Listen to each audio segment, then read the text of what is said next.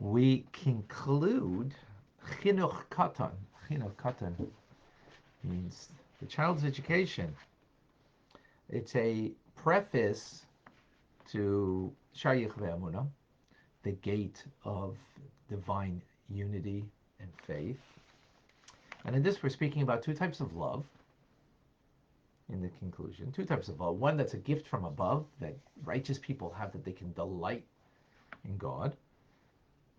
A delight in God, meaning not what God does for them, but in God Himself, which in human terms we have a difficulty with, because it's difficult to delight in other people just for who they are. Because we usually delight in people for, the pleasure they give us, right? That's usually the case. It's not an easy thing to rise above that.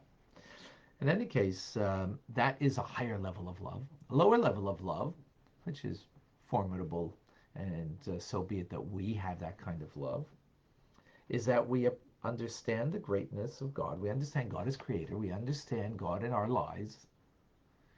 And as a result, that develops a feeling. By that understanding, we meditate upon it. We have that feeling of love and awe towards God. That's a lower level. So with this, the Alter Rebbe gives us an understanding of, and this is about the righteous, and I'll be quite frank, I'm not certain why the focus on the righteous, because in the previous book, the book of the intermediate, the Beinani, which is not a righteous person, is who we've been talking about till now. So why specifically about the righteous now, I am not clear, to be quite frank. But that is the focus in this conclusion of Chinuch Katan, and it is as follows. It says about the righteous, a tzaddik, that they may fall, but yet they rise again. Now, when they fall, it's not a failing. Falling doesn't mean failing. Doesn't mean doing something sinful. We can do something sinful. A righteous person doesn't do something sinful, otherwise they're not righteous. But there is a term that's used, we use for sin, and it really means lacking.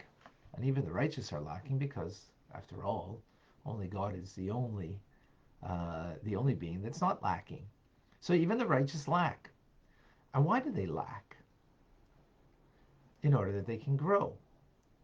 They lack because the human condition is not static. The human condition is we're mobile. Angels are static. Souls above are, in a sense, static. But we here are no, we're mobile, hopefully upperly mobile, and not going down. That's the real term of the real usage of that term. What does that mean? To advance in life means there has to be a falling. There has to be a step back in order to take two steps forward, right? To high jump and to get over and clear the bar, well, you got to move back in order that you can really jump forward in life. That's not just physically the way it is, but that's the way it is spiritually. So even the righteous, they have that. They have the fallback, and the fallback again is the lack, but not the failing. It's not a failing in the sense of what we call transgression.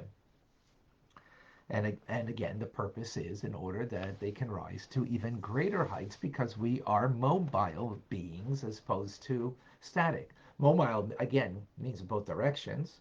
So we can be going down, God forbid, a slippery slope, or be rising up the ladder.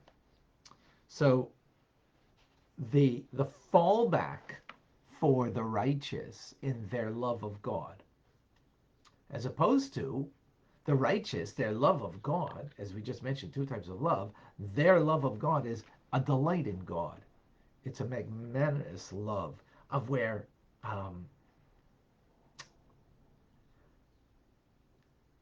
it's not a yearning to connect, because you are connected. You are connected, or the righteous are connected, right? However, not every moment.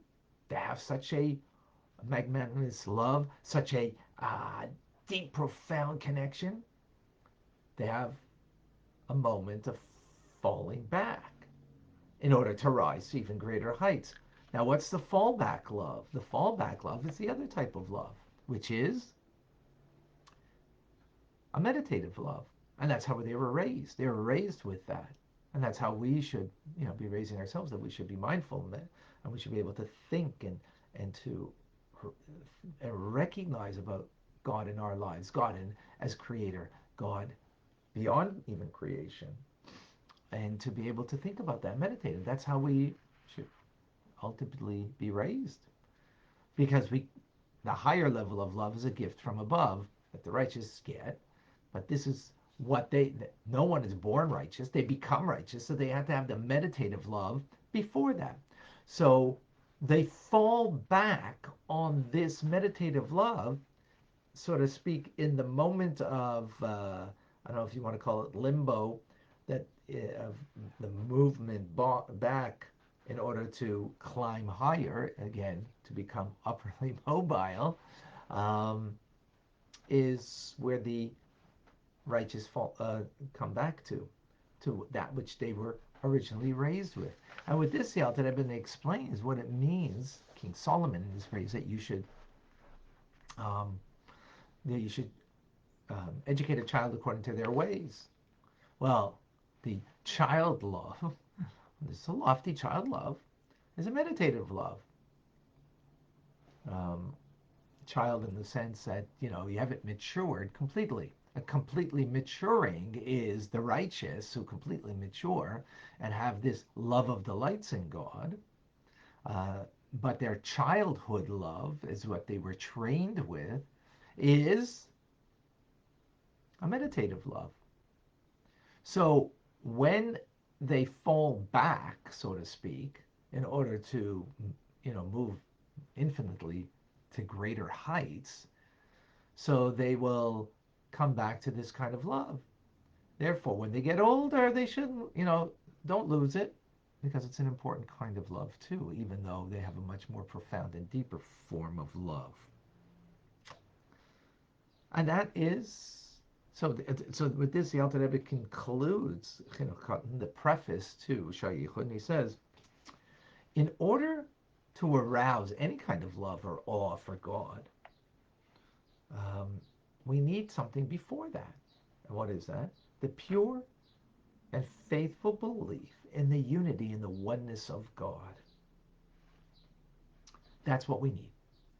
We need to have a understanding and appreciation of what the true belief of a Jew is in Judaism, um, and that is the unity of God. When we can have that understanding, then we can have a love and awe of God. If we don't have that understanding, then we don't understand God within creation, the unity and the oneness of God within um, the world and creation, then we will not be able to come to a love and awe of God. And that is the conclusion of Chinuch Katan.